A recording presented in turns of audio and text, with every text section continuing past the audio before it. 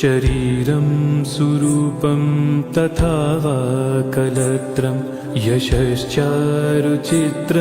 धनं मेरुतुल्यं गुरोरङ्घ्रिपद्मे मनश्चेन लग्नं ततः किं ततः किं ततः किं ततः किं कलत्रं धनं पौत्रपौत्रादि सर्वं गृहं बान्धवा सर्वमेतद्धिजातं गुरोरङ्घ्रिपद्मे